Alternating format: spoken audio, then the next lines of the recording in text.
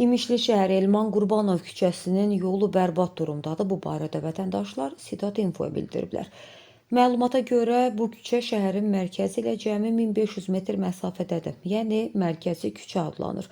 Yollar bərbad durumda olduğundan keçilməzdir. 80 ailənin yaşadığı küçə blokada vəziyyətindədir. Yağış suları dərin gölməkələr yaratdığından sakinlər çətinliklə hərəkət edirlər.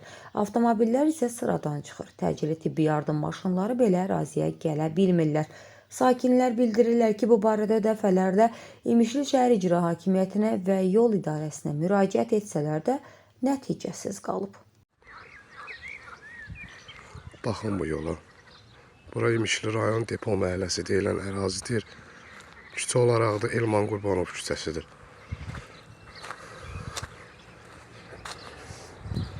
İmişli icra başçısı Elçin Rzayev, yol idarəsi sizdən xahiş edirik.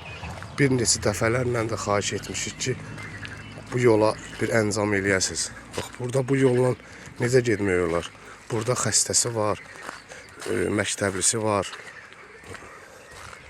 Zəhmət olmasa, gəlib bura bir baxış keçirdərsiniz.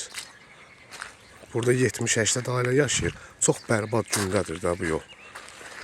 Baxın, zəhmət olmasa, baxın. Allah olmaz belə.